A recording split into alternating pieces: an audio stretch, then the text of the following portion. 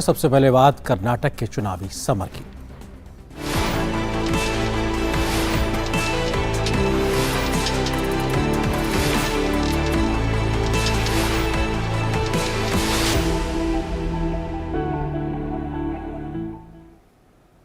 कर्नाटक विधानसभा चुनाव के लिए प्रचार दिन ब दिन तेजी पकड़ता जा रहा है। मतदान की तारीख जैसे जैसे नजदीक आ रही है, वैसे ही चुनाव प्रचार और तेज होता दिखाई पड़ रहा है। प्रधानमंत्री की ताबड़तोड़ रैलियां और रोड शो से कर्नाटक का चुनावी माहौल और गरमाया हुआ है। प्रधानमंत्री मोदी आज बेल्लारी में जनसभा को संबोधित करेंगे। इस जिले में विधानसभा के 5 निर्वाचन क्षेत्र हैं। जनसभा के दौरान बेल्लारी जिले से पार्टी उम्मीदवार सोमशेखर रेड्डी, वी रामुलु, टी.एच. सुरेश बाबू, सोमलिंगप्पा और शिल्पा राघवेंद्र उपस्थित रहेंगे। इसके बाद प्रधानमंत्री मोदी शाम को तुमकुर में जनसभा को संबोधित करेंगे। वहीं कर्नाटक में सभी दल अपने अपने पक्ष में मतदाताओं को लुभाने के लिए कड़ी मशक्कत कर रहे हैं। भाजपा के अध्यक्ष जेपी नड्डा आज कर्नाटक की 2 रैली और 1 रोड शो करेंगे। जेपी नड्डा रायचूर में रोड शो करेंगे, वहीं कोपल्ला और कलबुर्गी में जनसभाओं को संबोधित करेंगे। कर्नाटक में प्रचार के लिए भाजपा ने अपनी पूरी ताकत झोंक रखी है। उधर भाजपा के वरिष्ठ नेता अमित शाह आज कर्नाटक के रायचूर में 2 जनसभाएं करेंगे। वहीं शाम को अमित शाह कोप्पल में भी एक चुनावी रैली को संबोधित करेंगे।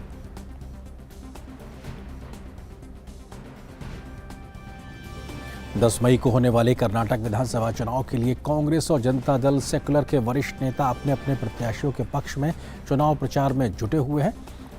प्रियंका गांधी भी चुनाव प्रचार में जोर शोर से मैदान में उतरी हुई हैं। कांग्रेस के राष्ट्रीय अध्यक्ष मल्लिकार्जुन खड़गे और प्रदेश अध्यक्ष डी.के. शिव कुमार पार्टी प्रत्याशियों के लिए जनसभाएं कर रहे हैं। जनता दल सेक्युलर के लिए उनके शीर्ष नेता देवेगौड़ा भी प्रचार अभियान का नेतृत्व कर रहे हैं। इसके अलावा आम आदमी पार्टी सहित कई अन्य क्षेत्रीय दल और निर्दलीय प्रत्याशियों के कार्यकर्ता भी राज्य भर में जनता से समर्थन देने की अपील कर रहे हैं। और कर्नाटक केरल में क्या है, आज खास इस पर अधिक बातचीत करने के लिए हमारे सहयोगी संवाददाता शैलेंद्र मिश्र इस वक्त मैसूरू से हमारे साथ में जुड़ रहे हैं।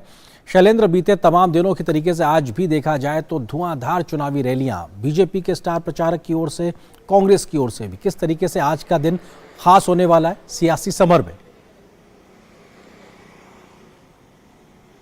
देखिए, बीजेपी के सबसे बड़े स्टार प्रचारक प्रधानमंत्री नरेंद्र मोदी की आज 2 चुनावी जनसभाएं हो रही हैं और कल एक बड़ा रोड शो बेंगलुरु में प्रस्तावित है और हम देख रहे हैं कि उसकी बड़ी तैयारी भारतीय जनता पार्टी के जो कार्यकर्ता हैं वो कर रहे हैं। और बहुत चर्चा है कि जो इससे पहले रोड शो हुए बेंगलुरु में या मैसूर में या फिर कलबुर्गी में, उससे जो फीडबैक मिला है वो उससे बीजेपी बहुत उत्साहित है।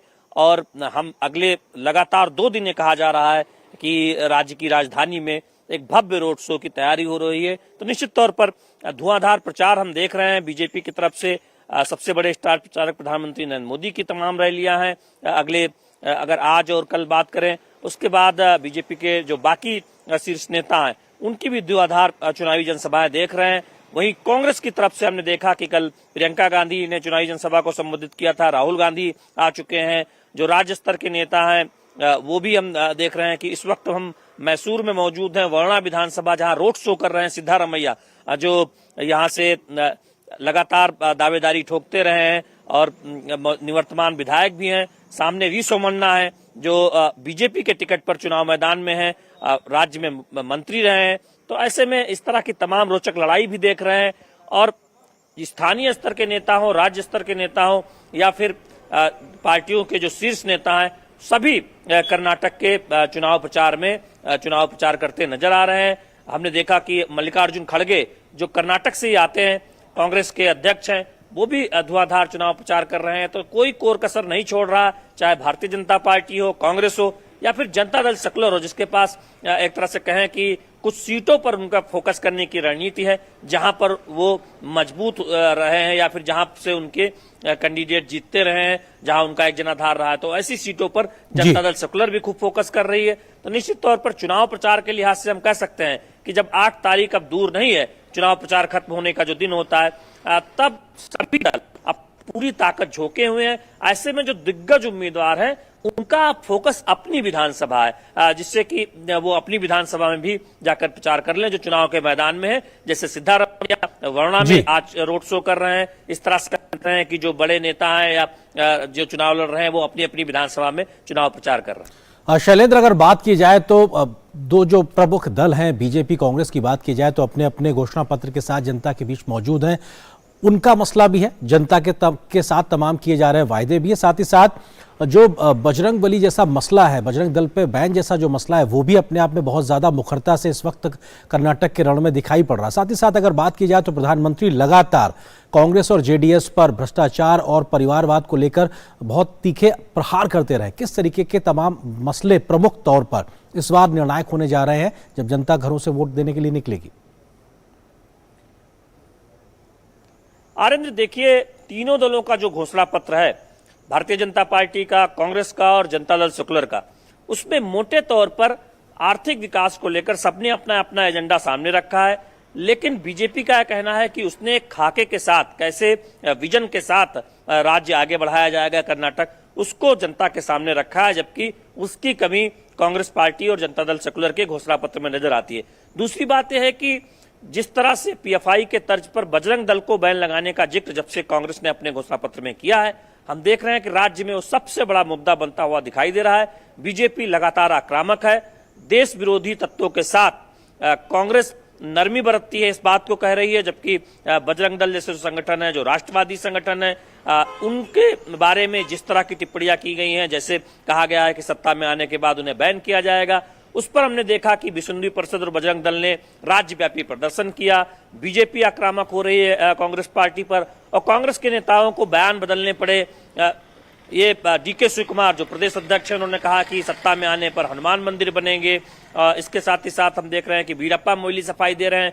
तो कांग्रेस को सफाई देनी पड़ रही है अपने घोषणा पत्र में बजरंग दल पर बैन लगाने का जिक्र करने की वजह से। और अब इसके बहाने हम देख रहे हैं कि बहुत सारे मुद्दे उठ रहे हैं। बीजेपी कह रही है कि कांग्रेस का ये चरित्र रहा है, जब सिद्धारमैया की सरकार थी तब पीएफआई से जुड़े सक्रिय सदस्यों से मुकदमे वापस लिए गए थे। कांग्रेस शासित राज्य राजस्थान में क्या हो रहा है, धमाके के दोषियों के लचर पैरवी की वजह से वो जेल से छूट रहे हैं।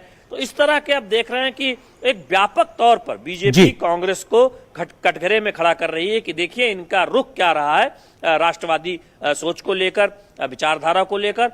और हम देख रहे हैं कि वो एक सबसे बड़ा केंद्र मुद्दे के लिहाज से बनता हुआ दिखाई दे रहा है। जनता भी उस पर खूब बात कर रही है। हमने बहुत सारे लोगों से बात की, यहाँ वरुणा में भी हम इस वक्त इस मुद्दे पर हम आपसे थोड़ी देर पहले बात कर रहे थे। ये एक मुद्दा है जो सबसे उभर कर सामने आ रहा है। शैलेंद्र, क्योंकि आप वरुणा में मौजूद हैं तो ये सवाल बनता है, क्योंकि सिद्धारमैया का वहां से दावेदारी है और ऐसे में कांग्रेस के अंदर की infighting Siddaramaiah DK Shivakumar को लेकर ये भी लगातार चुनाव की सुगबुगाहट से लेकर अभी तक चर्चा में बनी हुई है कि आखिर दावेदार कौन होगा, चेहरा अगर आगे रखना है तो लेकर उस बात को लेकर किस प्रकार की खबरें इस वक्त? ये देखिए, हमने कांग्रेस के तमाम कार्यकर्ताओं से इस बात को पूछा वरुणा में कि सिद्धारमैया की ये कॉन्स्टिट्यूंसी रही है, फिर चुनाव लड़ रहे हैं, लेकिन कांग्रेस में जो एक तरह से प्रतिद्वंदता है कि डीके शिव कुमार आगे होंगे कि सिद्धारमैया आगे होंगे, अब तो मल्लिकार्जुन खड़गे और कुछ और नाम भी चल रहे हैं। तब कांग्रेस के कार्यकर्ता दरअसल दावा करते नजर आए कि ऐसी कोई बात नहीं है, आपस में सब मिलकर चुनाव लड़ रहे हैं।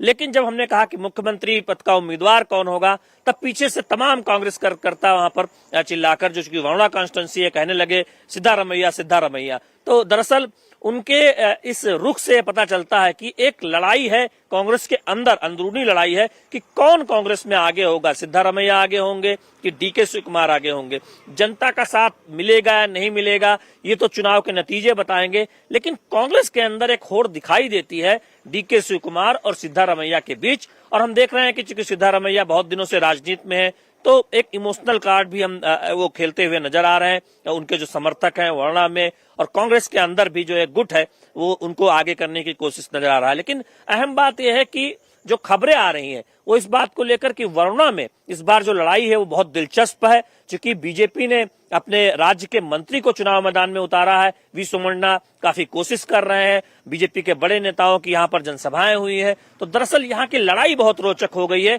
तो ऐसे में सभी की निगाहें होंगी इस विधानसभा सीट पर, क्योंकि इससे पहले हमने देखा कि 3 बार सिद्धारमैया से चुनाव जीत चुके हैं, लेकिन इस बार इस सीट पर एक रोचक लड़ाई की स्थिति बनती हुई दिखाई दे रही है। तो कांग्रेस के अंदर जो अंदरूनी लड़ाई है सिद्धारमैया और डीके शिवकुमार के बीच, वो भले ही सामने आकर कांग्रेस के नेता नहीं स्वीकार करते, लेकिन जब कार्यकर्ताओं में बात कीजिए तो एक तरह से गुट बटे नजर आते हैं, गुट बने नजर आते हैं। डीके शिवकुमार का गुट अलग है, सिद्धारमैया का गुट अलग है। वहीं यहाँ वरुणा विधानसभा में इस बात की गूंज भी सुनाई देती है। तो निश्चित तौर पर ये देखना होगा कि इस बार का चुनावी नतीजा वरुणा विधानसभा में क्या होता है। बिल्कुल, वरुणा से क्या नतीजा रहता है और कर्नाटक की सभी 224 सीटों पर क्या नतीजा होता है, ये अपने आप में देखना दिलचस्प होगा। बहुत शुक्रिया शैलेंद्र, फिलहाल हमारे साथ जुड़ने के लिए। आपसे आगे भी हम अपडेट